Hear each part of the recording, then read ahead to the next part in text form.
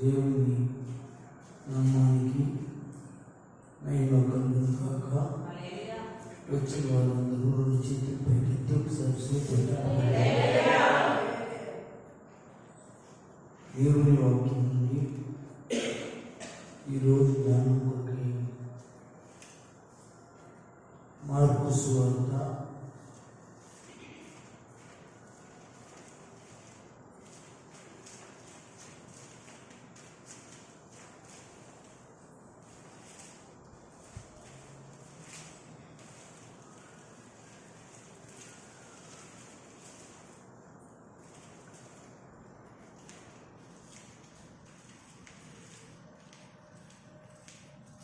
7వ అధ్యాయం మార్కు రాసిన సువార్త 7వ అధ్యాయం 25వ వచనం.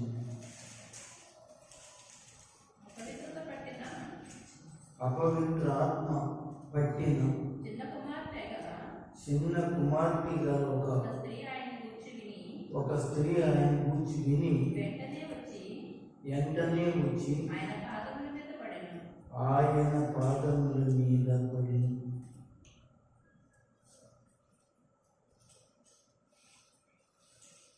జాగ్రత్తగా ఈ వాక్యాన్ని మనము ధ్యానం చేద్దాం. అపవిత్ర ఆత్మ పట్టిన చిన్న కుమార్తె గల ఒక స్త్రీ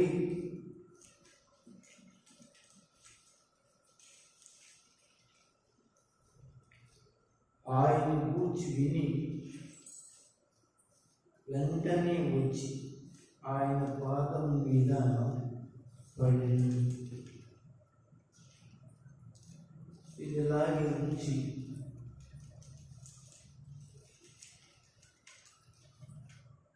ఈ వాక్యం ఇలాగే ఉంచి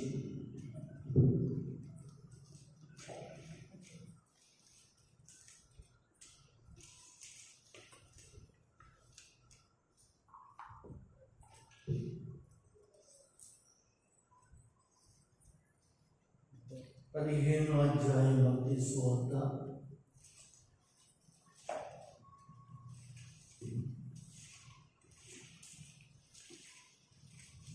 15వ అధ్యాయం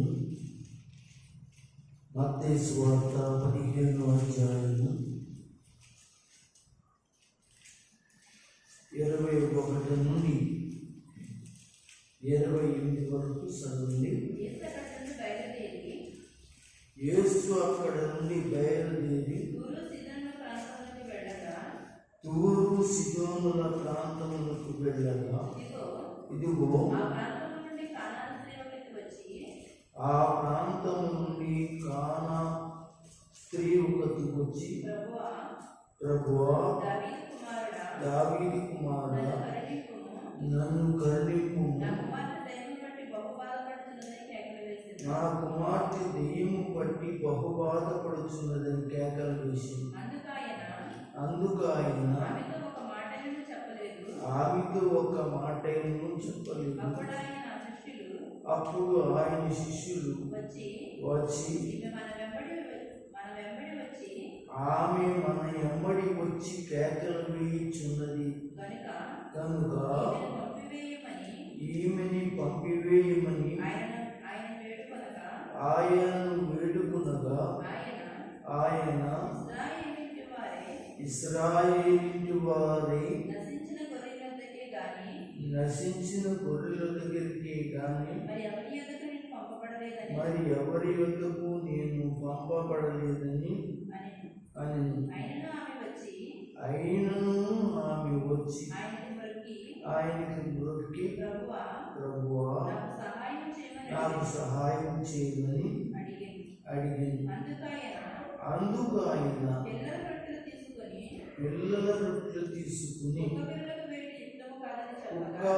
ఒక్క పిల్లలకు వేయట యుక్తము కాదని చెప్పగా ఆమె నిజమే ప్రభువా, కుక్క పిల్లలు కూడా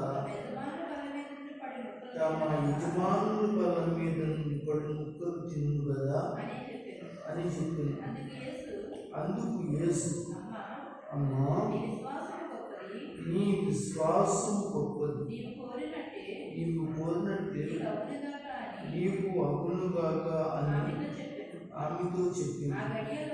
ఆ గడియలోనే ఆమె కుమార్తె స్వస్థత ముందేను. చాలు.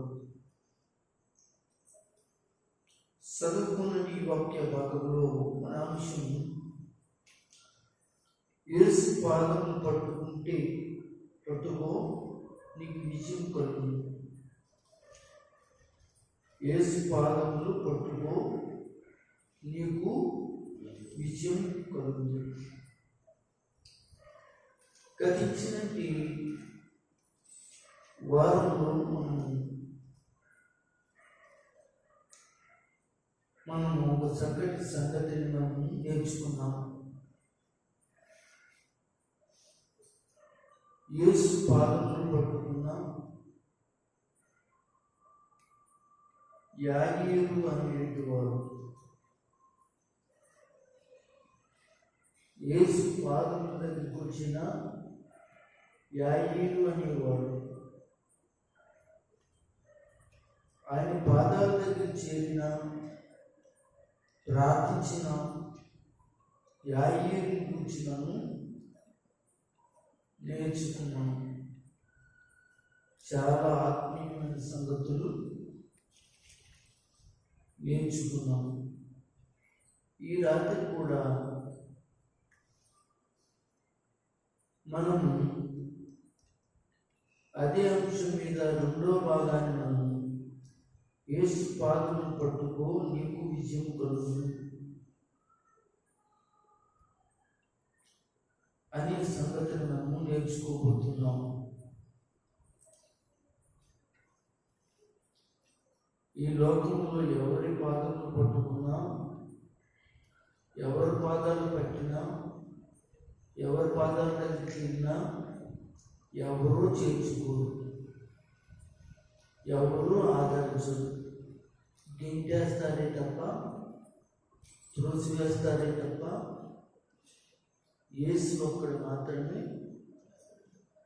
చేరదీసుకుంటాడు, హక్కులు చేర్చుకుంటాడు, ప్రేమిస్తాడు, నీకు కావాల్సింది సహాయం చేస్తాడు. అందుకే మనుషుల సహాయం కోసం పరిగెత్తేటి వారి కోసం ఈ రాత్రి మనం నేర్చుకోవాల్సిన విషయం ఏంటంటే యేసు పాదాలు పట్టుకో, అప్పుడు నీకు విజయం కలుగుతుంది. ఇక్కడ యేసు ప్రభువు వారు బ్రతుకున్న దినాలలో,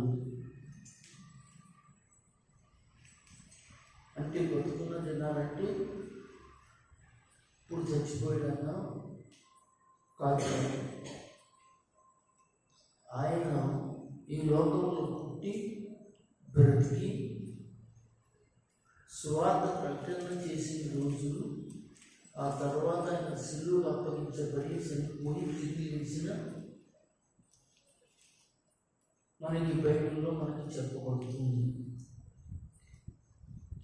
అయితే ఆయన అనేక ప్రాంతాలకి, అనేక చోట్లకు ఆయన తిరిగినట్లుగా మనం చూస్తున్నాం. అనేక మందిని బాగు చేసినట్లుగా కూడా చూస్తున్నాం, అనేక మందిని ఆదరించినట్లుగా చూస్తున్నాం. బైబిల్ చూస్తున్నారు మీరు. అయితే మత్తయి సువార్తలో 15వ అధ్యాయంలో కనబడుతున్నటువంటి మాట, అలాగే మార్కు సువార్త 7వ అధ్యాయం 24 నుంచి 30 వరకు కనపడే మాట ఒకటి. మనం మత్తయి సువార్తలో చదువుకున్న భాగాన్ని ఇంకొక జ్ఞానం చేద్దాం. యేసు అక్కడ నుండి బయలుదేరి అని రాయబడి ఉంది. ఎక్కడి నుంచి బయలుదేరి?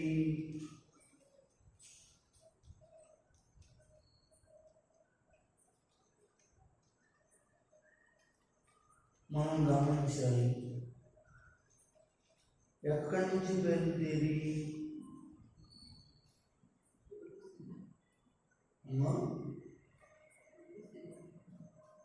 యేసు ఎక్కడి నుంచి బయలుదేరి అంటే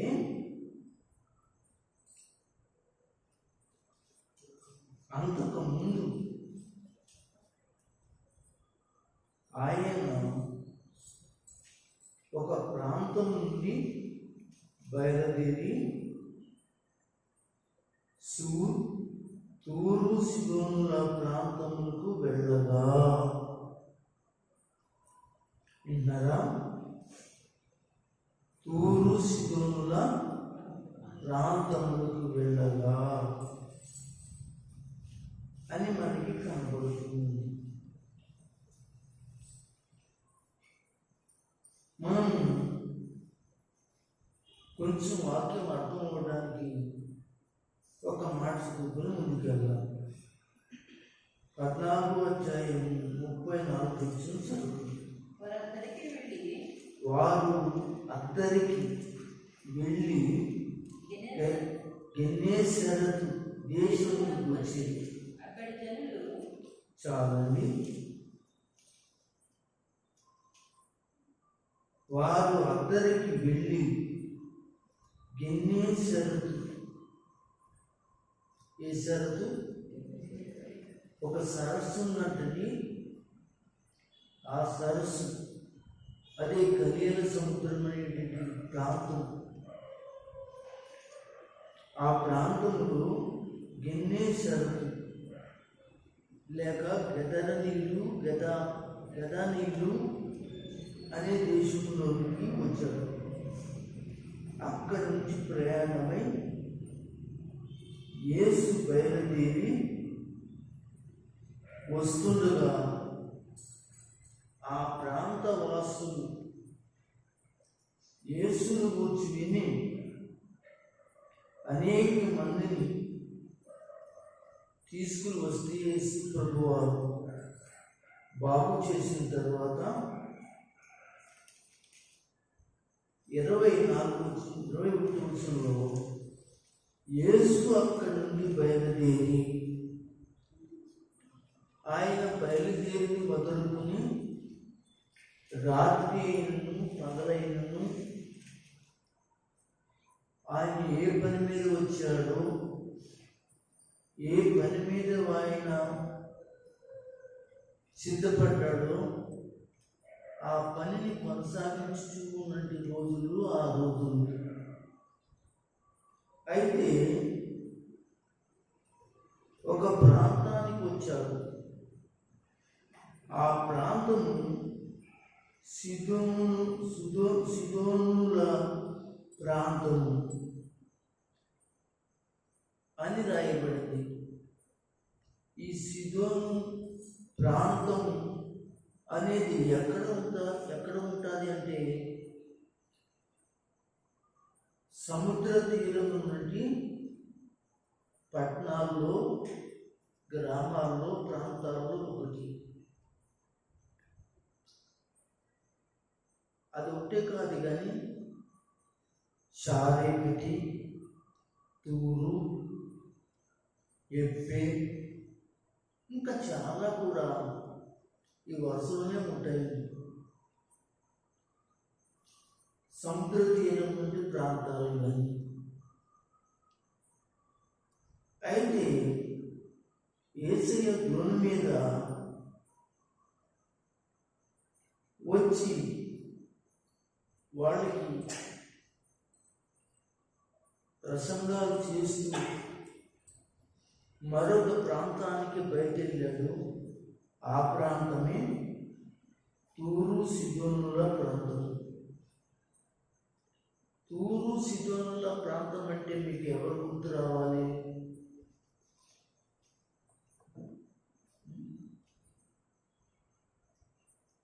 ఎవరు గుర్తు రావాలి కదా? చాలాసార్లు ఎవరు చెప్పండి? సారేపతి ఎదుగురాలు. ఎవరండి? అదే చెప్పాను కదా ఇంతకుముందు. ఈ సముద్ర తీరం వెనుక పట్టణాలు, గ్రామాలు, ప్రాంతాలు. అటువంటి పాత నిబంధనలో ఎవరైనా లేడు? ఏలియా కదా. ఆ సిదోను ప్రాంతంలోకి వెళ్ళమని దేవుడు చెప్పాడు. ఎక్కడ చెప్పాడు?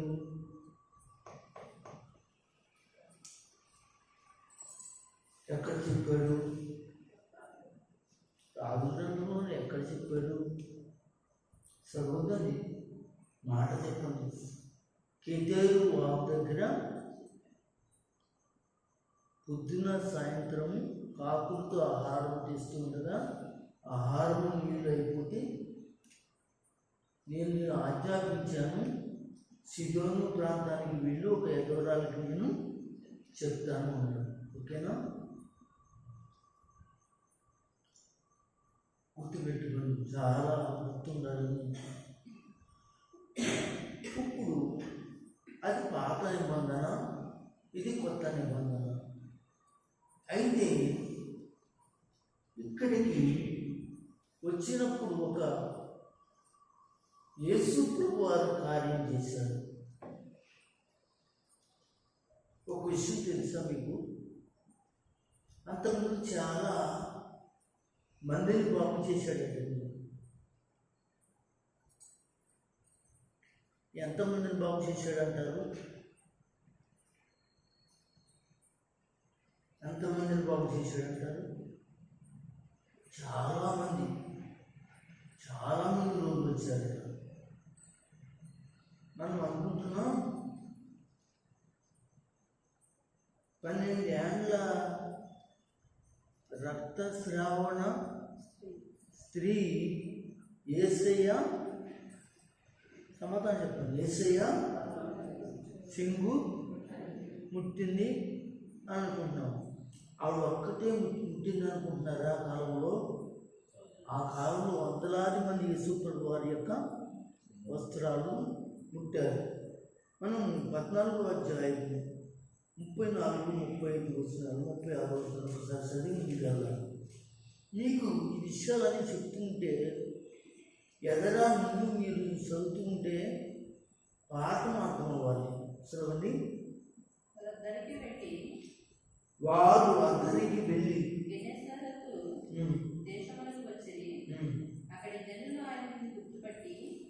ఏం చేశారు? అక్కడ ఉన్న ప్రజలందరూ యేసు ప్రభువుని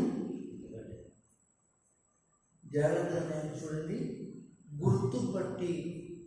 ఈ రోజున దేవుడు కార్యం చేస్తున్న దేవుడు గుర్తుపట్టలేని వాళ్ళు కూడా ఉన్నారు. ఎప్పుడో చేసిన కార్యాలు, ఎక్కడో ఉన్న కార్యాలు, ఎక్కడో చేసిన అద్భుతాలు ఇన్నే యేసు ప్రభుని మరొక ప్రాంతంలో ఉన్నవారు గుర్తుపట్టేటంటే చక్కటి పరిస్థితి ఇక్కడ కనబడుతుంది. ఈ రోజున మన జీవితాలు, మన కుటుంబ జీవితాలు అటువంటి పరిస్థితులు ఉన్నాయా అని ఆలోచన చేయాలి. గుర్తుపట్టి చుట్టుపట్ల ఉన్న ఆ ప్రదేశం అంతటికి అందరూ స్తోత్రం చెప్పండి. ఏం పంపి సభ ఏర్పాటు చేశాడు. విన్నారా? యేసు ప్రభు వారు సభలు పెట్టేవాడు. పాస్టర్ గారే కాదు, యేసు ప్రభు కూడా ఎల్లికాడన్నా, సముద్ర తీరాన్న, కొండల్లో, అరణ్య ప్రాంతాల్లో, ఆయా ప్రాంతాలలో, ఆయా చోటుల్లో ఆయన ఏం చేసేవాడంటే సువార్త ప్రకటన చేయడానికి, దేవుని రాజ్యాన్ని ప్రకటన చేయడానికి, ఆయన ప్రకటన చేయడానికి చుట్టుపక్కల నుండి ఆ ప్రాంతం అంతటికి ఏం పంపించాడు? క్యాన్వాసింగ్ పంపించాడు. అంతేనా? అలాగుందా? మన మీటింగ్ పెడితే ఏం చేస్తాం? మన వెనకాల ఉన్న వాళ్ళందరినీ ఏమంటాం? పలానా చెప్పండి, పలానా చెప్పండి, పలానా చెప్పండి అంటాం. మనోళ్ళు చెప్పారో లేదు తర్వాత సంగతి, కానీ వీళ్ళు మాత్రం చెప్తేనంటండి అక్కడికి చూడండి ఎంత జనం వచ్చారో.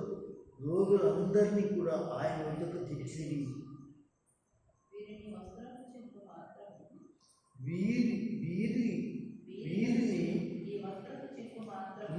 వీరిని నీ వస్త్రపు చెంగు మాత్రం ముట్టుకుందామని ఆయన వేడుకునేది. దేవుని స్తోత్రం. అక్కడికి వచ్చేసరి ప్రజలందరూ కూడా వర్తమానం ఏంటంటే, వర్తమానం పట్టుకెళ్ళే బాధ్యత ఎవరిదంటే సంఘాన్ని. పలానా టైంలో, పలానా చోట, పలానా దుక్కున, పలానా ఈదులో, పలానా చర్చిలో, పలానా యొక్క చోట్ల, పలానా స్థలంలో మీటింగ్స్.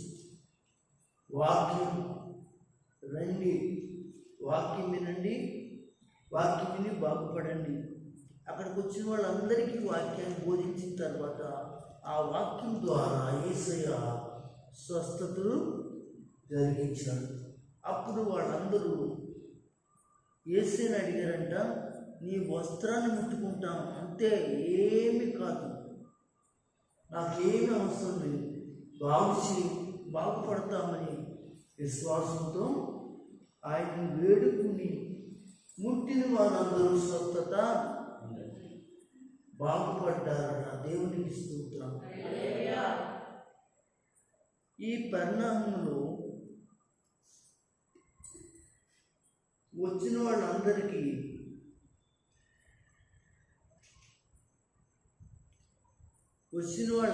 ఆయన ఈ 15వ అధ్యాయం మొదలుకుని 15వ అధ్యాయం 1వ వచనం మొదలుకుని 20వ వచనం వరకు కూడా ప్రసంగం చేయటం మొదలెట్టాడు. ముందు ఒకసారి స్తోత్రం చెప్పండి. యేసయ్య స్వస్థతలే చేయలే, వచ్చిన వారికి ప్రసంగాలు మొదలెట్టేవాడు. ఆ ప్రసంగాల ద్వారా వాడు ఏం చేసేవాడు? దేవుని రాజ్యాన్ని జ్ఞాపకం చేసేవాడు. వాళ్ళ హృదయాలను ఏం చేసేవాడు అంటే దేవుని వైపు తిప్పేవాడు. ఆ టైంలో రోగులు వచ్చారు, వ్యాధిగ్రస్తులు వచ్చారు, గొప్పవాళ్ళు వచ్చారు, ధనికులు వచ్చారు, శాస్త్రులు వచ్చారు, పరిశీలు వచ్చారు. ఇంకా చెప్పాలంటే రకరకాల జనాలన్నీ కూడా అక్కడ కూడి ఉన్నారు. అప్పుడు ఆయన చక్కని బోధ చేశాడు, చాలా అద్భుతమైన బోధ చేశాడు.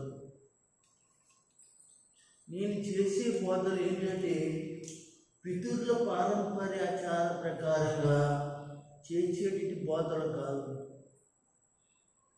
అని గట్టిగా ఖండించి, మీరు గుడ్డివారయ్యుండి మీరేం చేస్తున్నట్టు వాక్యమును మీరేం చేస్తున్నారంటే మీరు కల్పించి బోధిస్తున్నారు అని ఖండించి బోధించినట్టు బోధలు కూడా కనబడుతుంది. మీరు వ్యర్థంగా దేవుని ఆరాధిస్తున్నారని మళ్ళీ చెప్పుకుంటూ చాలా చాలా పాపాలను ఖండించి ఆయన ప్రయాణం అవుతూ వచ్చి సిదోను ప్రాంతానికి వచ్చాడు. తూరు సిదోనుల ప్రాంతానికి వచ్చాడు. అక్కడ ఒక స్త్రీ ఎదురుపడింది అన్నారా? ఒక స్త్రీ ఎదురుపడింది. ఆ స్త్రీ ఎదురుపడి యేసు ప్రభు వారిని అంటుంది, దావీదు కుమారుడా, దావీదు కుమారుడా అని అడుగుతుంది. యేసు దావీదు కుమారుడా అని ఆమె అంటుంది అంటే ఆమెకి ఏం తెలిసి ఉండాలి? ధర్మశాస్త్రం తెలిసి ఉండాలి, వాక్యం తెలిసి ఉండాలి, ప్రవక్తల గ్రంథాలు తెలిసి ఉండాలి, ధర్మశాస్త్ర గ్రంథాలు తెలిసి ఉండాలి. కానీ ఈమెకి ధర్మశాస్త్ర గ్రంథాలు తెలవదు, ప్రవక్త గ్రంథాలు తెలీదు. అస్సలు దావీదు కుమారుడు దావీదులోంచి యేసుక్రీస్తు వస్తాడన్న సంగతి పరిసయ్యులకు, శాస్త్రులకి, ఆనాటి ప్రవక్తలకు, భక్తులకి తప్ప అన్యులకు తెలియదు. అన్యులు వాళ్ళకి ఆ ధర్మశాస్త్రాన్ని గురించి వాళ్ళకి అంత అవగాహన లేదు. అయితే ఈమె ప్రభువా దావీదు కుమారుడా నన్ను కరుణించమని అడుగుతుంది. ఇక్కడ దేవుని వాక్యం తెలిసినట్లుగా దేవుని వాక్యం తనకి లో ఈయన ఒక ప్రవక్తని, ఈయన ఒక మెస్సయా అని, ఈయన దావీదు వంశంలోంచి వచ్చిన వాడని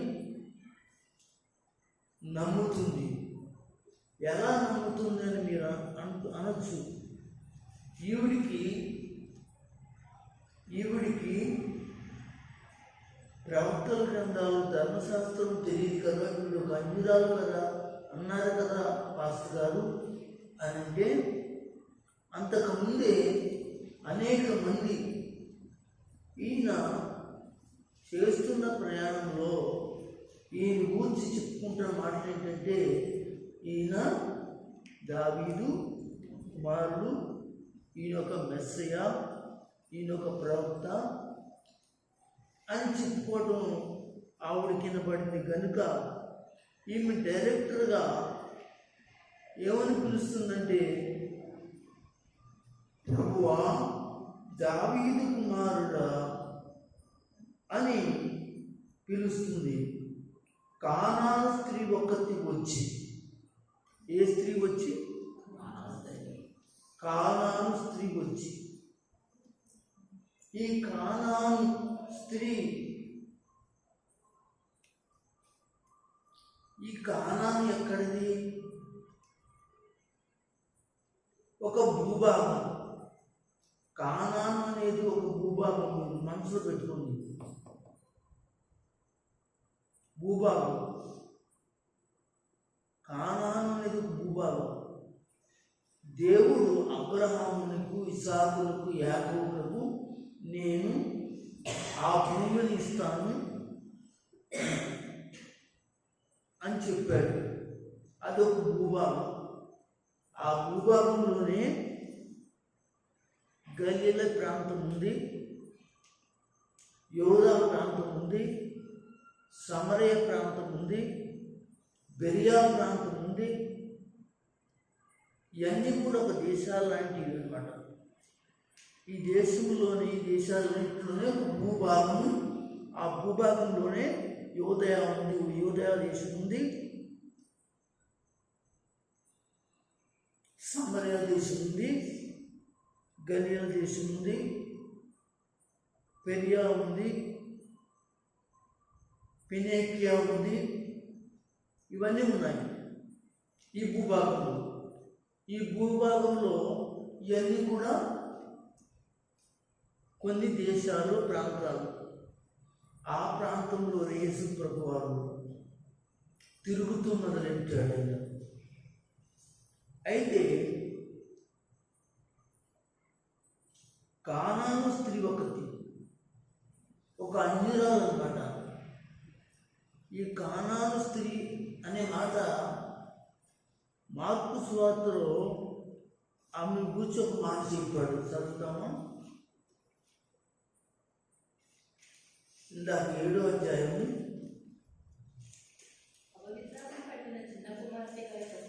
బైబిల్ చదవండి.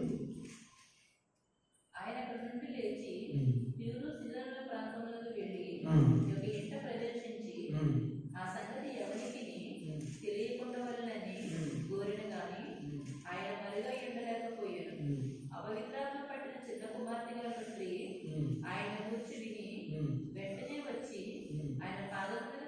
ఆ స్త్రీ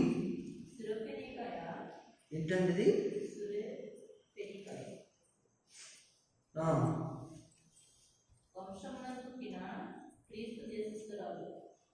సరిగ్గా ఒకసారి ఆ వచనాన్ని మీరు చదవండి.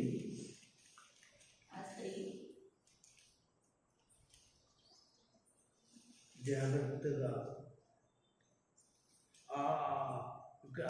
ఏమంటున్నాడు? ఆ స్త్రీ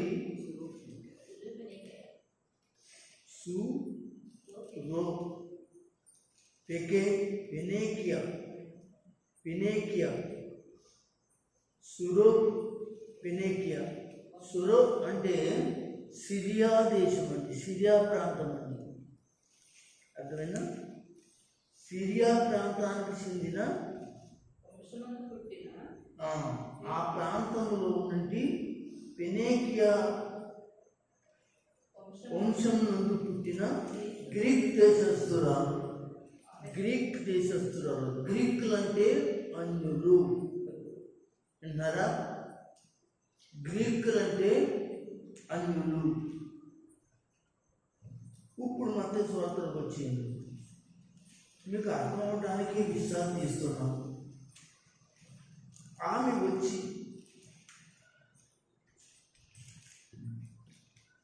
కానా స్త్రీముఖకు వచ్చి, ప్రభువా, దావీదు కుమారుడా, నన్ను కరుణించుము. ఇక్కడ ఈమె ఏం చేసింది? ఆయన పాదాలు పట్టుకుందనిందాక మార్కు సువార్త 7వ అధ్యాయము 24వ 25వ వచనంలో చదువుకున్నాం కదా. చూసుకోండి. 25వ వచనంలో ఆ స్త్రీ ఆయన పాదాలు పట్టుకున్నట్లుగా ఉంది.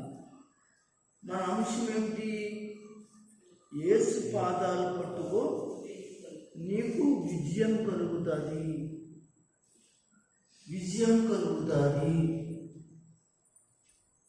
ఏమండి? నా ఒక్కడికే కాదు విజయం కలిగేది, ఆ యొక్క కానా స్త్రీ ఒక్కదానికే కాదు. క్షమించండి, కానా స్త్రీ కాదు, కానాను స్త్రీ. విన్నారా? కానా వేరు, కానాను వేరు. ఇప్పుడు ఈమె కానాను. అర్థమవుతుందా? ఎందుకంటే నేను ఏ చెప్తే అదే ఉంటారు మీరు, అందుకని క్షమించండి అని అన్నాను. కానా కాదు, కానాను. కానా అనేది యోహాను సువార్త 2వ అధ్యాయంలో పెండ్లి ఇందులో కానా అనేది ఉంటుంది. ఎక్కడ ఉంటుంది?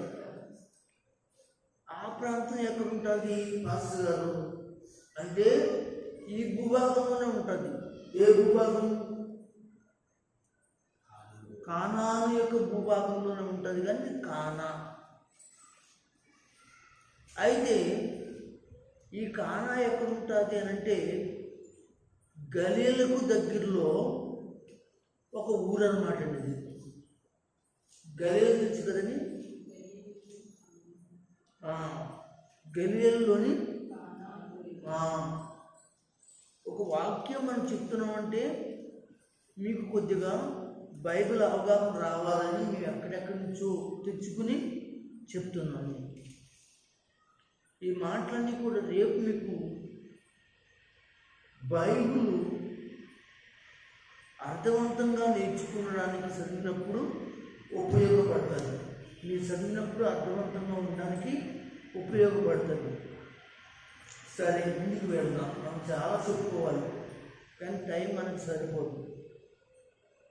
మన యొక్క అంశం ఏంటి మీరు ఒకసారి చెప్పండి. యేసు పాదాలు పట్టుకో, నీకు విజయం కలుగు. మన వారం ఎవరు పట్టుకున్నారు? యాయీరు పట్టుకున్నాడు. తన కుమార్తె విషయంలో అతడు విజయాన్ని పొందాడు. విన్నారు కదా. ఈ వారంలో మనం కానాను స్త్రీని గురించి మనం మాట్లాడుకుంటున్నాం. గ్రీక్ దేశస్తురాలను గురించి, ఒక అన్యురాల గురించి మనం మాట్లాడుకుంటున్నాం. చూడండి, మొన్న వారంలో మాట్లాడుతున్నట్టు ఆయన కూడా ఎవరు? అన్యుడే. అన్యులకి ఎంత విశ్వాసం ఉంటే ప్రభువు నమ్మి వాక్యంని బిడ్డలకి ఎంత విశ్వాసం ఉండాలి, ఆలోచన చేయాలని ఉద్దేశంతో మర్రా గుర్తు చేస్తున్నాను. ప్రభువుని నమ్మి ప్రార్థన ఎరిగి, విశ్వాసం ఎరిగి, దేవుని ఎరిగి, దేవుని సన్నిధి ఎరిగి, నేను ఒక మాట అన్నాను, విశ్వాసం ఎరిగి అన్నాను. అంటే దేవుడు చేసే కార్యాలు విశ్వాసంలోనే తెలుస్తుంది. అలాంటివన్నీ వెలుగుండి కొంతమంది వాటిని దాటుకుని వెళ్ళిపోవటం వల్ల చాలా చాలా ఇబ్బందులకు గురయ్యేటువంటి స్థితులు దేవుని వాక్యం తెలిసిన వాడు చేసేటువంటి పనులు ఉంటున్నాయి. కానీ మీకు మాత్రం వాక్యం తెలియదు. యేసు మాత్రం అప్పుడే తన కంటపడ్డాడు. తన కంటపడగానే ఆమె అంటపడింది. విన్నారా? యేసు ప్రభు కంటపడగానే యేసుని ఎంటపడటం మొదలుపెట్టింది. ఎంటపడటం మొదలుపెట్టడం కాదండి, ఆవిడ ఎంటపడటం మొదలుపెట్టింది. ఎలా ఉందంటే, ఆమె నన్ను కరుణింపు, పెద్ద ప్రమాదంలో చిక్కుకున్నట్లుగా ఆమె కేకలు వేస్తుందంట, ఎంటపడుతుందంట. ఈ రోజున ఎంతమంది ప్రభు యొక్క పరిచర్యలు, ప్రభు సన్నిధిలో, ప్రభు సహవాసములు, ప్రభు కార్యాలు, ప్రభు యొక్క క్రమశిక్షణలు, ప్రభు యొక్క క్రమాలను పరిగెట్టుతూ ఎమ్మడిస్తున్నారు. ఆలోచన చేసుకోవాల్సిన విషయమై ఉన్నదని మరొకసారి నేను ప్రభువు పేరిట మీకు తెలియజేస్తున్నాను. ఈమె ఒక అన్యురాలై ప్రభువుని ఎమ్మడిస్తుంది. ఎమ్మడించి ఏమంటుందో తెలుసా? కేకల వేచి, నా కుమార్తె దెయ్యం పట్టి బహు బాధపడుతుందని కేకల వేసింది.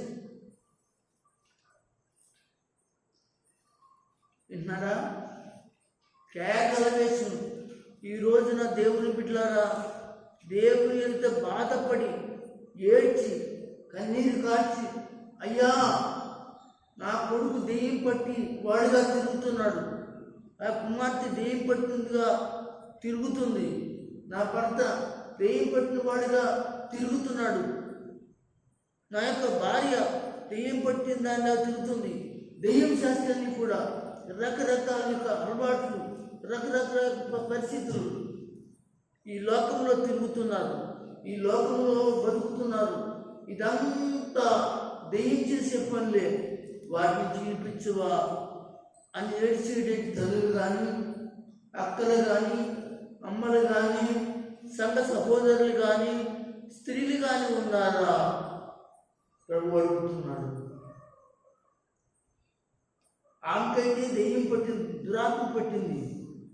ఈనాడు లోకంలో అనేక సంఘాలలో, అనేక సావాసాలలో అనేక మంది యవనస్తులను, యవన స్త్రీలను, పురుషులను, స్త్రీలను, ఇంకా అనేక మందిని అనగా దురాత్మ ఈ లోకంలో ఈడ్చుకెళ్ళిపోవడానికి రకరకాల అలవాట్లు చేసి ఈడ్చుకెళ్ళిపోయి ఆ దురాత్మతో పీడించబడి దేవునికి దూరంగా, మనుషులకి విరోధంగా బ్రతుకుతూ వారి జీవితాలు అలపుచ్చుకుంటున్నారు.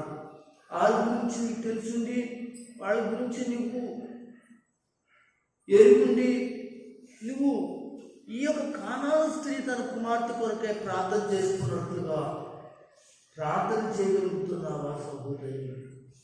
యేసు పాదాలు పట్టుకుంటుంది. చదువుదాం. బాధపడుతుంది. బాగుందా లేదా? నీ కుటుంబంలో నీ బిడ్డలు దేవుడికి దూరం అయ్యారు. అది దెయ్యం పట్టడం వల్లే దూరం అవుతారు, దురాత్మ పట్టడం వల్లే దూరం అవుతారు. దేవునికి దగ్గరగా ఉండేవాళ్ళు దేవుని ఆత్మ కలిగిన వారు, దేవునికి దూరంగా జీవించి బ్రతుకుతూ ఈ లోకంలో ఉన్న వాళ్ళు దురాత్మ అపవిత్రాత్మ పట్టిన వాళ్ళు బాధపడుతున్నారు. వాళ్ళని విడిపించేటువంటి బాధ్యత తెలుసున్న తల్లిది, తెలుసున్న తండ్రిది. ప్రార్థన చేయవలసిన బాధ్యత కలిగిన వారుగా వారు ఉన్నారని మీకు మరొకసారి ప్రభు పేరట తెలియజేస్తుంది. అప్పుడు ఈమె ప్రార్థనకి సమాధానం ఏదైనా వచ్చిందా?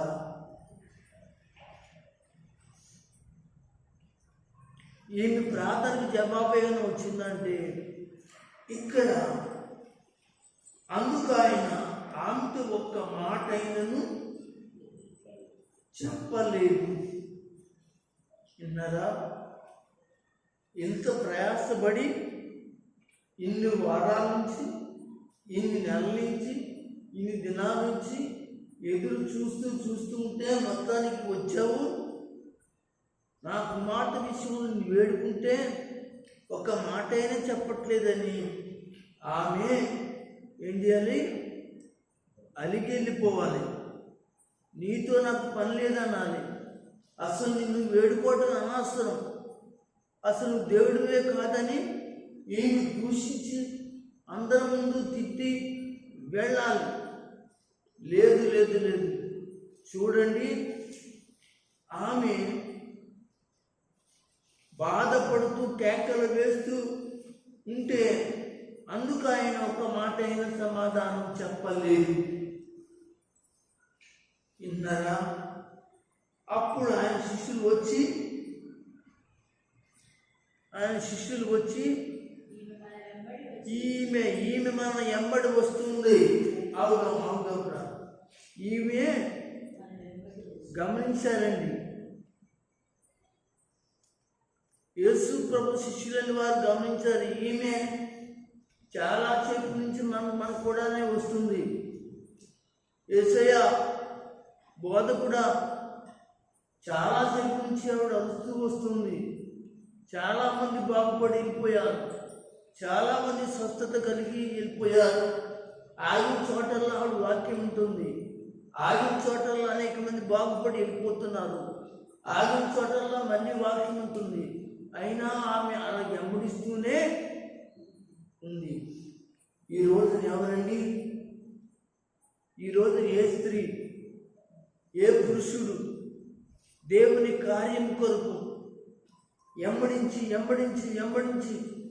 దేవుడు ఈ జీవితంలో లేక ఈ స్త్రీ జీవితంలో, ఒక పురుషుని జీవితంలో కార్యం జరిగే వరకు కూడా పట్టుదల కలిగినట్టు వారు ఉన్నారని ఆలోచన చేస్తే ఉండాలి. ఈ వాక్యం విన్న తర్వాత అయినా, వాక్యం తెలిసిన తర్వాత అయినా పట్టుదల కలిగి పట్టు విడవక ఆయనను వెంబడించాలి.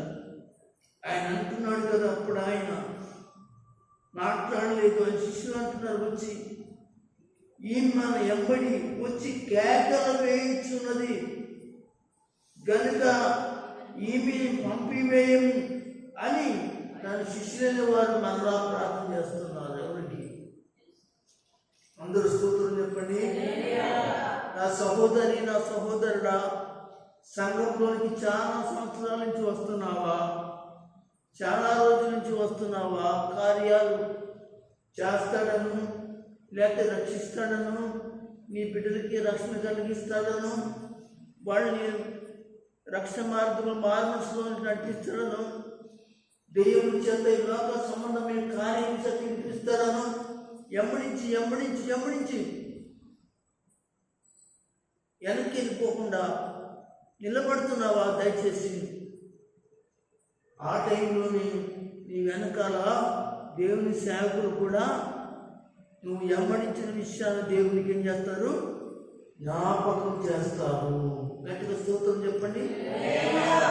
యేసు మౌనంగా ఉన్నాడు అంటే గల కారణం ఆయన చేయలేక కాదు, ఆయన అద్భుతం చేయలేక కాదు, ఆమె యొక్క విశ్వాసాన్ని పరీక్ష పెడుతున్నాడు. దేవుని ప్రేమ ఎంతవరకు ఆమె కొనసాగించగలుగుతాదని నేను చూస్తున్నాడు. ఆమె ఎంతవరకు కూడా నన్ను వెంబడించగలుగుతాడు. ఆమెలో ఎంతవరకు సహనం ఉంది, ఆమెలో ఏమైనాను లోపాలు ఉన్నాయా, గర్వం ఉందా, ఇంకా వేరే ఏదైనా ఉందా, ఆంభావం ఉందా, మత్సరం ఉందా, ఇలాంటి ఏమైనా లోపాలు ఉన్నాయా, ఇవన్నీ పెట్టుకుని నువ్వు చేయకపోతే చేయకపోయేవలే, మా బతికేదే మేము బతుకుతామని వెనక్కి వెళ్ళిపోయే మనసు ఉందా? ఆయన ఏం చేస్తున్నాడు? చూస్తూ ఉన్నాడు, ఆమె పరీక్షిస్తున్నాడు. దేవునికి స్తోత్రం. ఈ పరీక్షలో తన శిష్యులకు తెలియదు కదా, దైవ సేవకులకు తెలియదు కదా, దేవుని యొక్క మనసులోది తెలుసంటారా? అప్పుడు ఆమె బాధ దైవ సేవకులకు గుర్తించారు. వాళ్ళు అంటున్నారు, మన ఎంబడి ఎంత కాలం నుండి వస్తుందయ్యా, ఎన్ని రోజుల నుంచి వస్తుందయ్యా, ఎన్ని దినాల నుంచి వస్తుందయ్యా, ఎంత దూరం నుంచి వస్తుందయ్యా, దయచేసి ఒకసారి ఆమె యొక్క ఆలోచించని వాడు కూడా ఏం చేస్తున్నారు? ప్రార్థన చేస్తున్నారు.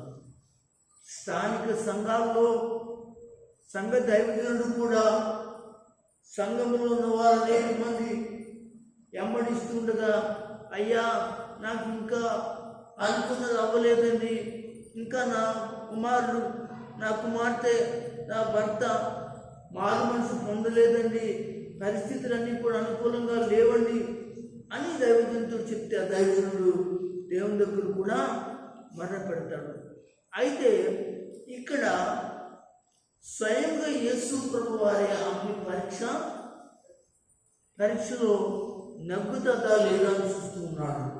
సరే, కొంచెం ముందుకు వెళ్దాం. యేసు పాదాలు పట్టుకున్నట్టు ఈ సహోదరికి విజయం కలుగుద్దా, అపజయం కలుగుతుందా? విజయం కలుగుద్దా, అపజయం కలుగుతుందా? మనం చూసుకుందాం, ముందుకు వెళదాం. ఈమె ఎమ్మడే వచ్చింది, కేకలు వేస్తుంది కనుక ఈమెని పంపివేయమని ఆయన్ను వేడుకునగా, అప్పుడు ఆయన అంటాడు అయినను ఆయన ఇశ్రాయేలు ఇంటి వారైన నశించిన గొర్రెలకే కానీ మరి ఎవరి యొద్దకు నేను పంపబడలేదు. దేవుని స్తోత్రం. విన్నారా? ఇక్కడ దేవుని ప్రేమ వ్యత్యాసంగా ఉన్నట్టుగా ఉంది కదా కదండి. నేను ఎవరి కోసం వచ్చాను? నా ప్రజల కోసం వచ్చాను అంటున్నాడు. మరి అన్ని జనుల పరిస్థితి ఏంటి? ఇక్కడ ఆయన ఆమె పరీక్షలో నగ్గుతుందా లేదా చూస్తూ తన శిష్యులైన వారికి వాళ్ళ కంగారుగా ఉంది, వాళ్ళకి ఆతృతగా ఉంది, అంతే కదా. ఆమె కంగారు పెడుతుంటూ ఉంటుంది. ఎవరు? యేసు ప్రభు యొక్క శిష్యులు. మమ్మల్ని కూడా చాలామంది కంగారు పెడుతూ ఉంటారు.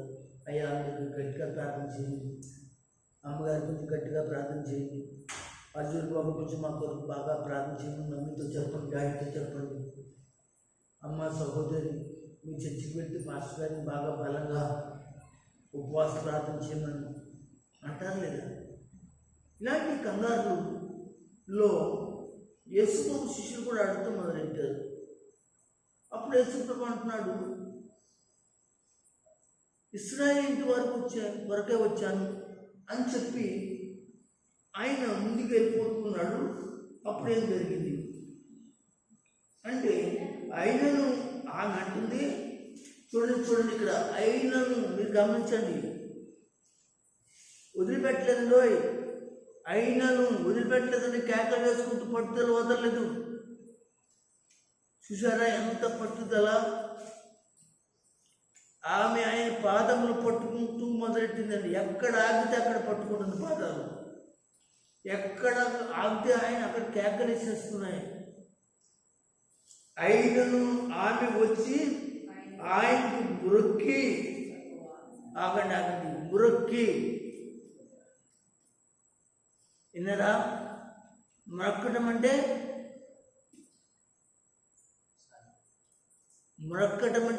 ఆరాధన చేయటం. మొరక్కటం అంటే ఆరాధన చేయటం. ఆరాధన చేయండి అని చెప్తాం మేము. ఆరాధనలో పాల్గొనండి అని చెప్తాం.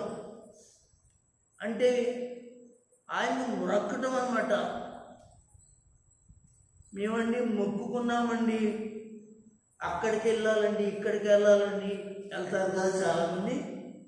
అంటే వాళ్ళు మొక్కు అనే మాట వాళ్ళకి అర్థం కాదు, కానీ నేను చెప్తున్నాను ఆరాధన చేస్తున్నారు. చాలామంది పూర్వకాలం నేను మొక్కుకున్నానండి అని అంటున్నా. మొక్కుకున్నాను అంటే ఏం మొక్కుకున్నాను? ఏదో మొక్కుకున్నాను, కానీ అసలు భావం ఏం తెలిసే మొక్కుకుంటాం అంటే ఆరాధన చేయటం. అంటే ఆయన కనబడేందుకు ఆరాధన చేయటం. ఇక్కడ మొరొక్కి ప్రభువా నాకు సహాయం చేయమని అడుగుతూనే ఉందండి. ఎవరిని ఎంత సహాయం అండి?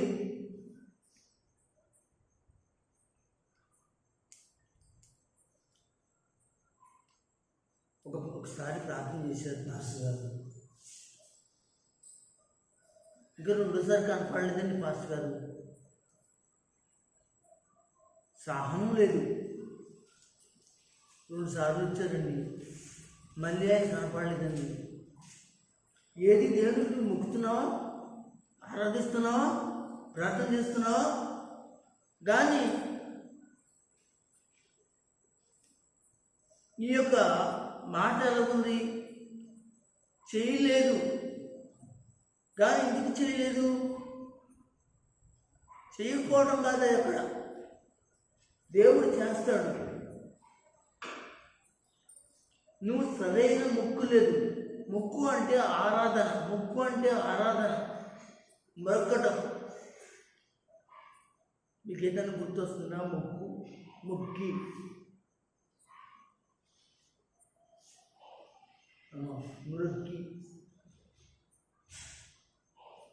సాతాను యేసు ప్రభుతో నాకు మొక్కి అంటే నన్ను ఆరాధన చేయి. ఆరాధన చేయాలి, యేసు చేయాలి తప్ప సైతాన్ చేయాలా? చూసారా? యేసుతో ఏం చేయించుకోవాలనుకుంది? మొక్కించుకోవాలనుకుంది. దేవునికి స్తోత్రం. హల్లెలూయా. 2 చేతులు పైకి స్తోత్రం చెప్పండి. మొక్కి ప్రభువా నాకు సహాయం చేయమని అడిగింది. అందుకు ఆయన అప్పుడు మాట్లాడుతున్నాడండి.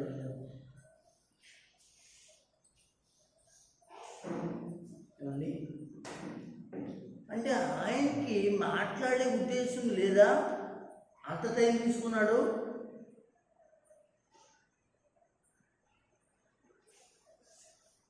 ఆయనకు కార్యం చేసే ఉద్దేశం లేదా? అంత టైం తీసుకున్నాడు. ఉంది. కానీ మనల్ని బట్టి కార్యాలు కూడా జరుగుతాయి, కార్యాలు కూడా ఆలస్యం అవుతాయి, కార్యాలు కూడా జరిగేటి అవకాశాలు ఉంటాయి. అంత టైమా అంటే ఒకసారి ఆలోచించు. నువ్వు ఎక్కడ పడిపోయావో, ఎక్కడ జారిపోయావో, ఎక్కడ దేవుని దూరంగా ఉన్నావు, ఎక్కడ దేవుని కార్యాల పట్ల నువ్వు అశ్రద్ధగా ఉన్నావో, ఎక్కడ దేవుని కార్యాల పట్ల నువ్వు నిర్లక్ష్యంగా చేశావో, అవి జ్ఞాపకం ఉంటుంది. ఏది జ్ఞాపకం ఉంటుంది? నీకు జరగలేని కార్యమే పదే జ్ఞాపకం ఉంటుంది. పదే సంఘంలో చెప్తాం, పదే దేవుని దగ్గర చెప్తాం, పదే పాస్టర్ గారి దగ్గర చెప్తుంటాం. ఇది వాస్తవమే, ప్రతి ఒక్కరూ జరిగింది. అయితే నేను అంటాను, ఎక్కడ మనకి కార్యం ఆగిపోయింది అక్కడ తిరిగి మొదలుపెట్టి మళ్ళా. అర్థమవుతుందా? ఎక్కడ ఆగిపోయిందో కార్యం అక్కడ తిరిగి మొదలు పెట్టడానికి నువ్వు ప్రారంభించు. ఒక మాట ఇది ఇలా గురించి మార్కు సువార్త ఒకసారి చూద్దామా? ఒక మాట మనం చూద్దాం.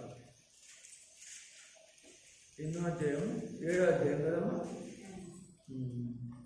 అయితే 27వ వచనం చదవండి ఒకసారి.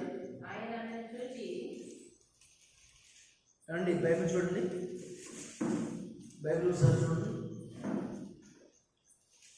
ఆయన ఆమెను చూచి అక్కడేముంది? ఆమె ఒక వంక చూడలేదు, ఆమె మాట కూడా వినలేదు. ఇదే కదా మనం అనుకుంటున్నాం. లేదు లేదు, కొంత అచ్చట ఇక్కడ కొంత ఇచ్చట పరిశుద్ధాత్మ రాస్తాడు, జాగ్రత్తగా చూసుకోవాలి. ఆయన వదిలేసే దేవుడు కాదు, ఆయన చూడని దేవుడు కాదు ఆయన. అయితే మనము చేయవలసినవి కొన్ని ఉన్నాయి ఆయన పట్ల, మనం చేయవలసిన కొన్ని కార్యాలు ఉన్నాయి ఆయన పట్ల. వాటిని ఏం చేసావో తెలుసు అంటే బిగబెట్టావు. ఆలోచించేయండి.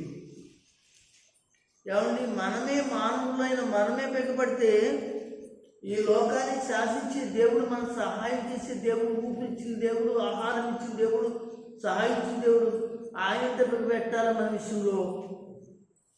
కానీ అలాంటి వాడు కాదు, ఇలాంటి వాడు కాదు. నువ్వు కృతజ్ఞత లేకపోవచ్చేమో కానీ దేవుడు కృతజ్ఞత కలిగిన వాడు. చూస్తాడు. తర్వాత బాధపడితే ఆయన సహాయం చేస్తాడు. కానీ కృతజ్ఞత లేదు కనుక దానికి మాత్రం తగిన పరిస్థితులు మనం అనుభవించవలసిన వారుగా మనం ఉంటామని బైబిల్ చెప్తాడు. ఇక్కడ అంటాడు, ఆయన ఆమెను చూచి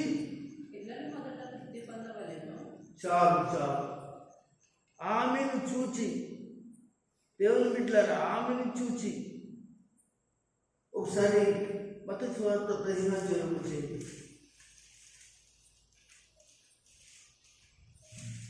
ఎక్కడికి వస్తాం?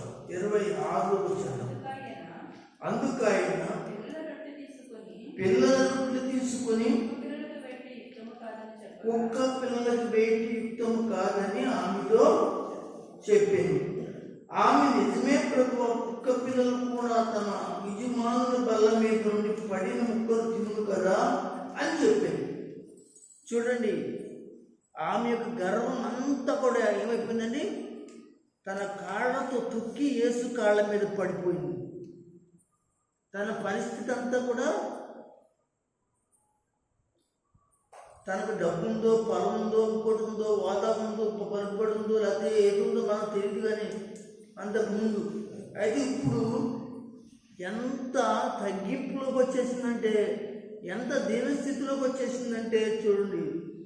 ఈ రోజున దేవుని పిల్లలైన వాడు తగ్గింపు కలిగి దేవుని అడిగేటి మనసు లేదు. ఇక్కడ అంటున్నాడు ఆయన, పిల్లలు తినేటి రొట్టె ముక్కలను, పిల్లలంటే దేవుని ప్రజలు, పిల్లలు అంటే దేవుని ప్రజలు. అయితే ఇప్పుడు ఈమె దేవుని పిల్ల కాదంటారా?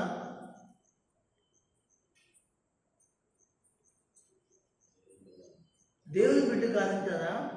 అంగీరాలు కదా. అంటే ఇశ్రాయేలీలో ఒక మాట ఉందండి,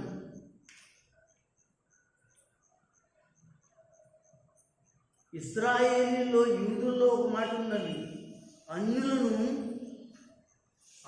యొక్క పరిస్థితిని,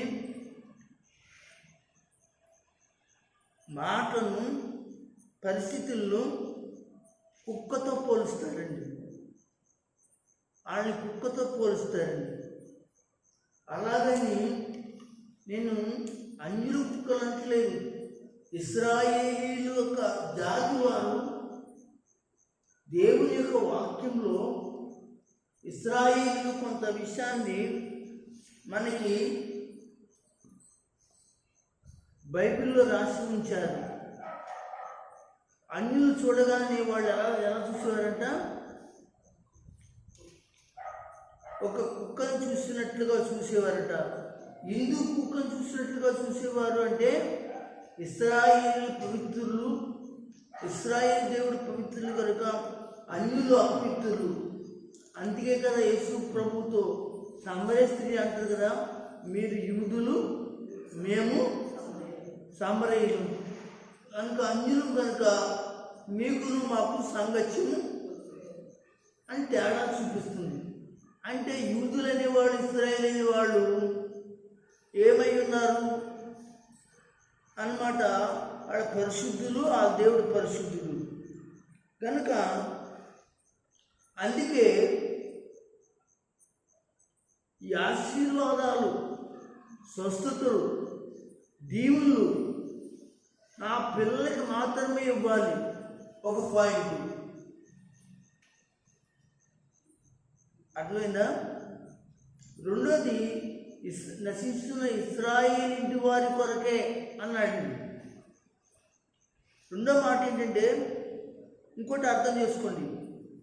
ఒకటి అన్యులైన వారికి ఈ ఆశీర్వాదాలు దీవులు కుదరవు నా పిల్లలకే అని చెప్పి ఇశ్రాయేలు ఇంటి వారికే అని చెప్పాడు.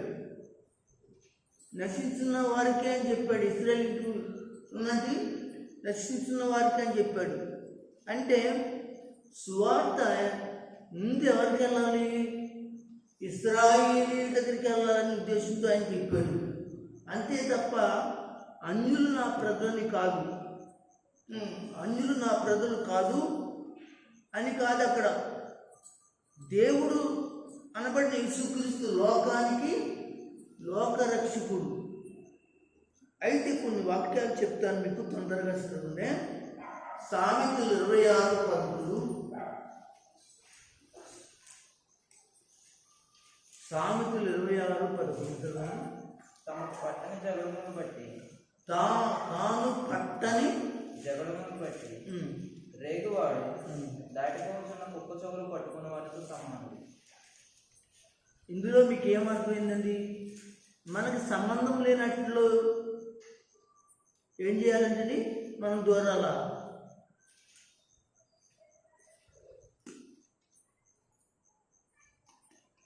నేను చూడండి,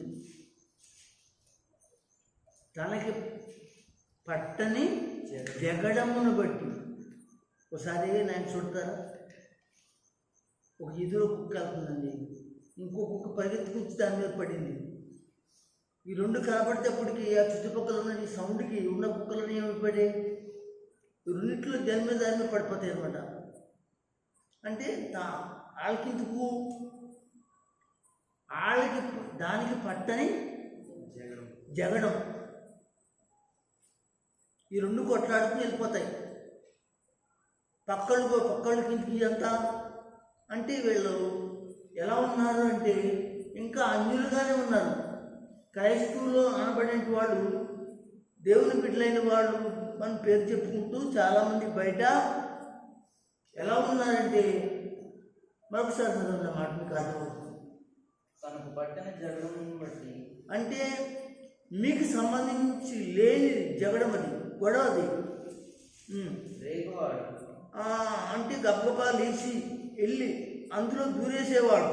దాటిపోవచ్చున్న కుక్క చెవులు పట్టుకున్న వాటితో సమానం. అది ఊరుకుంటుందండి? ఊరుకుంటుందా లక్ష్మి గారు? చెప్పండి. ఆ రెండు అన్నమాట. అంటే అన్యుల యొక్క ప్రవర్తనను చూపిస్తానని చెప్తున్నాను. కనుక ఇప్పుడు యేసు ప్రభు కుక్క పిల్లలు అని ఎందుకు అన్నాడంటే, వాళ్ళు కుక్కలు కుక్క పిల్లలు అనే మాటలు బైబిల్లో దుర్మార్గతలు కలిగిన వారు, దుష్టులైన వారు అని ఆ కుక్కలను పోల్చి మాట్లాడటం జరిగింది. వాళ్ళు ఎవరంటే అన్య ప్రజలలో ఉన్నవారని ఇశ్రాయేలీయులు భావించేవారు, యూదులు భావించేవారు. కొంచెం చదువుదాం. మత్తయి సువార్త 7:6 చదువు.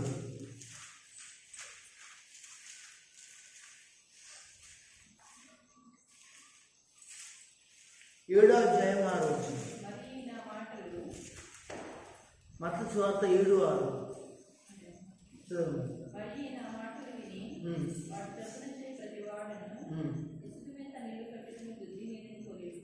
మత్తయి సువార్త 7వ అధ్యాయం 6వ వచనం చదవండి. పరిశుద్ధమైన కుక్కలకు అంటూ మరి 7 7వ అధ్యాయం 6వ వచనం గురించి చెప్పాను. 7వ అధ్యాయం 6వ వచనం చదవండి. పరిశుద్ధమైన కుక్కలకు పెట్టకూడదు. పరిశుద్ధమైనది ఆగదు వెళ్ళిపోతుంది మనం. అంటే ఇక్కడ కుక్కల గురించి కూడా యేసు చెప్తున్నాడు పరిశుద్ధమైనది. అంటే ఇప్పుడు యూదులు అన్ని ఎలా చూసేవారంటే ఈ విధంగా చూసేవారు అని చెప్పడానికి యేసు ప్రభు కూడా, అంటే యేసు ప్రభు కూడా అలాగే చూస్తున్నాడా ఏమండి? చూస్తున్నాడంటే లేదు, చూడలేదు. ఆయన ప్రేమ, ఆయన యొక్క కరుణ కొరకు ఎవరైతే విధేయత కలిగి, ప్రార్థన కలిగి, విశ్వాసం కలిగి, నమ్మకం కలిగి, శాపాలు తీసుకుని ఆయన రక్తంలో కలిగిన వాళ్ళందరినీ కూడా తన పిల్లలుగానే చేస్తున్నాడు. తర్వాత చూద్దాం. మీ వాక్యములను పొందుట చాలా పోతుంది. పేతురు రాసిన పత్రిక, 2వ పేతురు రాసిన పత్రిక, అంటే కుక్కలు ఎలాంటి స్వభావం కలిగినాయి అంటే అలాగే దేవుని పిల్లలైన వారు యూదులు కనుక అన్యులైన వారు ఇలాంటి వారిని చూపించడానికి బైబిల్లో దేవుడు పరిశుద్ధాత్మను రాయించి ఉంచాడు. పేతురు రాసిన 2వ పత్రిక 2వ అధ్యాయము 22వ వచనం.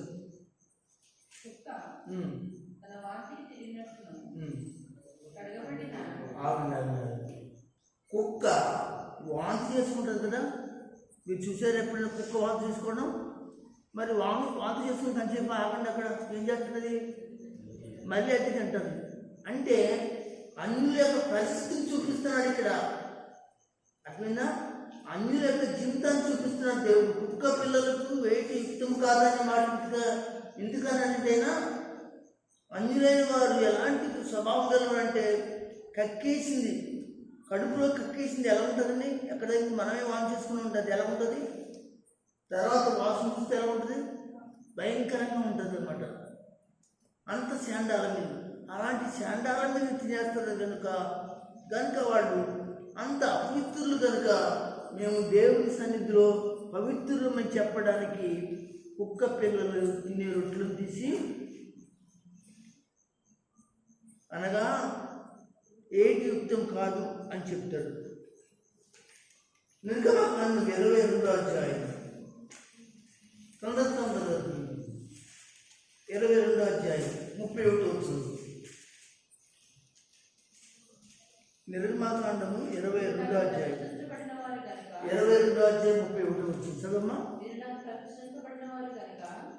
మీరు నాకు ప్రతిష్ఠించబడిన వారు కనుక, అంటే పొలంలో చంపబడింది ఏదైనా ఉందనుకోండి, చేర్చబడింది ఏదైనా ఉందనుకోండి, తినక, అంటే అది గోడైనను బాధ అయినను ఏదైనాను, ఒకవేళ ఒక చేప అయినను ఏదైనా చేర్చబడిందనుకో, చంపబడిందనుకో, అది తినక, అంటే చచ్చిపోయింది శవంతో సమానం. కనుక యూదులకి పెద్ద పట్టింపు, మైల పడేటంటే అంత పట్టింపు ఆచారం అన్నమాట. కనుక చచ్చిపోయిన దాన్ని ముట్టుకోవడం అనేది ఉండదు. దాన్ని ఎవరు చేయాలి? కుక్కలకి వేయాలి. అంటే కుక్కలకి వేయాలి. ఓకేనా? కొంచెం ముందుకు వెళ్తాం, ఇంకా కొంచెం వివరంగా. లేవికాండం 22వ అధ్యాయం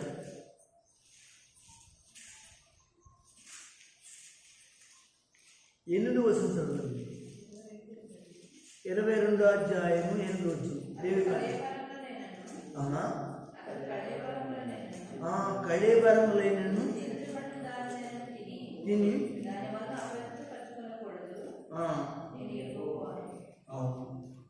అంటే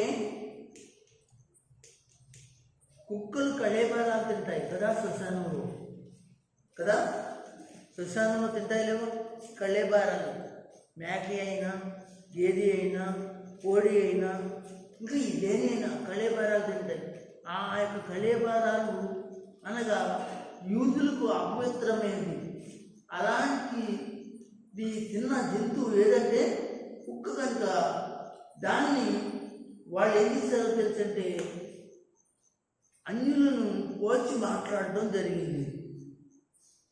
అంతేగాని తప్ప వాళ్ళని అవమానపరచడానికి కాదు, ఆయన ఏదో ఇబ్బందిపరచడానికి కాదు. మరి ఆ చేర్చబడింది, చంపబడింది, చచ్చిపోయింది, మరి ఏం చేయాలి? సరే, ద్వితోపదేశకాండం చూద్దాం. 14వ అధ్యాయం 21.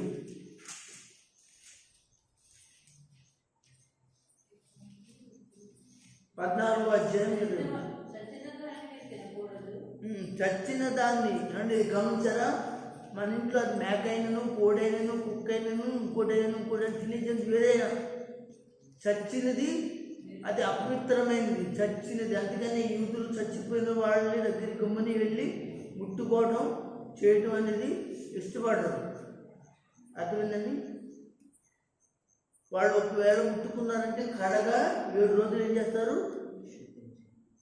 బయట శుద్ధిగా ఉండి అప్పుడు వరకు వాళ్ళు శుద్ధి చేసుకుని రావాలి. చదవము ఒకసారి.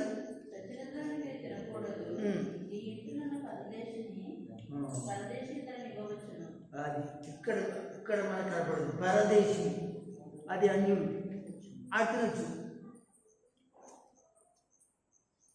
అర్థమైందా? ఇది క్రైస్తవుల గురించి చెప్పట్లేదు, నేను యూదుల గురించి చెప్తున్నాను. యూదుల్లో ఉన్నటువంటి ఆచారం గురించి చెప్తున్నాను. యూదుల్లో వారు పట్టించుకునేటువంటి కొన్ని ధర్మశాస్త్ర సూత్రాలు, విధులు, శాస్త్రాల గురించి చెప్తున్నాను. దేవుని ప్రజలు ఎలా ఉండాలి, దేవుని ఆరాధించేవారు, యెహోవా దేవుని ఆరాధించేవారు ఏ విధంగా ఉండాలి, ఆ పరిస్థితులు ఏమిటి అని. కనుక ఇంత నుండి అంటే ఇశ్రాయేలులో వాళ్ళకి పాలేరులు కానీ, పనిచేసే వాళ్ళు కానీ, చుట్టుపక్కల వాళ్ళు కానీ యెహోవాని ఆరాధించలేని వాళ్ళు ఎవరైతే ఉన్నారో వాళ్ళకి ఇవ్వచ్చు, వాళ్ళు తినొచ్చు, వాళ్ళ అన్యులతో. అందుకని ఆ యొక్క కుక్కని కూడా అన్యులతో సమానంగా పోల్చడానికి గల కారణం దేవునికి స్తోత్రం చెప్పండి. యేసు ప్రభు వారిని సిలువేస్తున్నప్పుడు చాలామంది ఎగతాళి చేశాడు కదా, చేశారు లేదా? యేసు ప్రభు వారిని ఎవరు వాళ్ళు? అన్యులు, రోమా సైన్యం, ఆ ప్రజలు. కీర్తన గ్రంథంలో ఇలా ఉంటుందండి, 22వ కీర్తన 20 వచ్చిన తొందరగా. ఖడ్గం నుండి నా ప్రాణమును అంటున్నాడు. ఖడ్గము నుండి నా ప్రాణం, ఇదొక ప్రవచనం. ఖడ్గము నుండి నా ప్రాణమును, కుక్కల బలం నుండి నా ప్రాణం. ఏ బలం నుండి అంటే అక్కడ ఎవరి బలం ఎక్కువ ఉంది? యేసు ప్రభుని సిలువేసేటప్పుడు గ్రీక్ దేశస్థులు, రోమా సైన్యం వాళ్ళని పోల్చి మాట్లాడుతున్నాడు. అంటే యూదులు దేవుని పిల్లలు కదా, అనగా అన్యులైన గ్రీకులు ఇక్కడ కుక్కలను పోల్చి ఖడ్గం చేత వాళ్ళను చీల్చుతున్నారు నా ప్రాణాన్ని అని యేసు ప్రభు వారి ప్రవచనం గురించి దావీదు మాట్లాడటం జరుగుతుంది. దేవుని పిల్లరా, ద్వితోపదేశకాండం ఒకసారి చూడండి. 17వ అధ్యాయం కాదండి, 32వ అధ్యాయం. ద్వితోపదేశకాండం 32వ అధ్యాయం 18 వస్తుంది.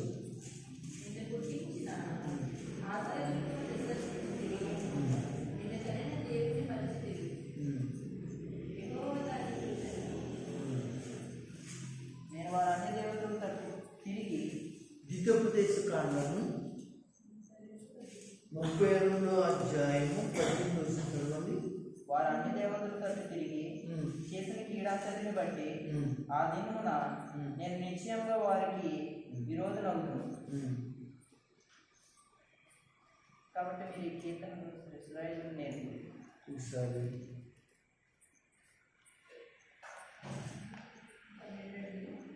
కనిపించలేదు. యెహోవా మాత్రమే వారిని నడిపించును. అన్యుల దేవుళ్ళలో ఏ దేవుడును ఆయనకు ఉండదు. ఒకసారి ఆ గురించి చూసి చెప్తా.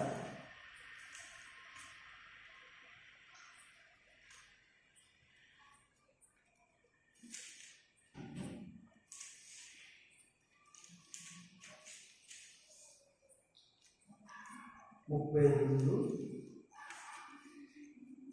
ఎంత చెప్పాను నేను? 32 32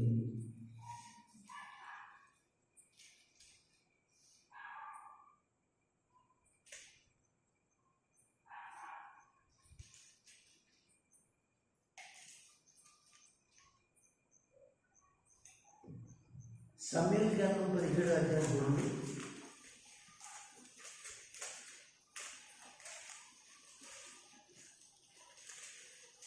సమయల్ గ్రంథం 17 అధ్యాయం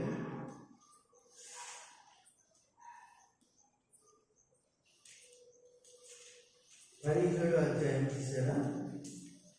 43 వచ్చిన చదవండి.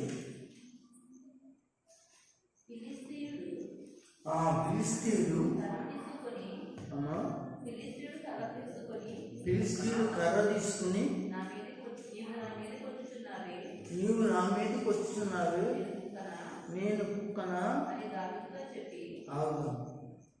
దావీదుతో ఫిలిష్తీయుడు ఏమన్నాడు? ఫిలిష్తీయుడు అంటున్నాడు, దావీదుతో కర్ర పట్టుకుని వస్తున్నావు, నేను ఎవరిని? అవును కదా. ఇశ్రాయేలీలో అన్యులైన వారు ఫిలిష్తీయులు కానీ, అమోరీలు కానీ, అమాలేకీలు కానీ, వీళ్ళందరూ కూడా అన్యులే కనుక ఫిలిష్తీయుడు కనుక ఇతరు అన్యుడు కనుక ఏం తీసుకొస్తున్నాడు అంటున్నాడు, నేను కుక్కను అనుకుంటున్నావా? అంటే మమ్మల్ని కుక్కలుగా మీరు చూస్తారు కాబట్టి కుక్కను అనుకుంటున్నావా యూదులని మీరు అని మాట్లాడుతున్నాడు. ఇక్కడ మనం ఈ విషయాలను ఎందుకు చెప్పుకున్నామంటే, ఈ యొక్క మత్తయి సువార్తలో 15వ అధ్యాయంలో చెప్పబడిన మాట మనకి అర్థమవడం కోసమే చెప్తున్నాను. అయినను ఆమె వచ్చానికి మురక్కి ప్రభువా నాకు సహాయం చేయమని అడిగాను. అందుకు ఆయన పిల్లల రొట్టెలు తీసుకుని కుక్క పిల్లలు వేయటం ఉత్తమం కాదని చెప్పగా, ఆమె నిజమే ప్రభువా, కుక్క పిల్లలు కూడా తమ యజమాను బల మీద నుండి పండు రొట్టెలు తిన్ను కదా అని ఆమెతో చెప్పింది. అందుకు యేసు, అమ్మా నీ విశ్వాసం గొప్పది. అందరూ స్తోత్రం చెప్పండి. ఆమె శివరాత్రి ఏంటంటే యేసు పాదాలు పట్టుకున్న ఆమెకి ఏం కలిగింది? విజయం కలిగింది. హల్లెలూయా చెప్పండి. విజయం కలిగింది. అప్పుడు నీ విశ్వాసం గొప్పది, నువ్వు కోరినట్లుగానే నీకు అవును కాక అని ఆమెతో చెప్పాను. ఆ గడియలోనే ఆమె కుమార్తె స్వస్థపడిందా లేదా అమ్మా చెప్పాలి. స్వస్థపడింది కదా? స్వస్థపడిందా రామకృష్ణ గారు? స్వస్థపడిందా లేదా? అంటే ఇప్పుడు పాదాల మీద పడటం వల్ల దేవుడు కార్యం చేశాడా లేదా? విజయం పొందిందా లేదా? మార్కు సువార్త 30 మార్కు సువార్త 7:30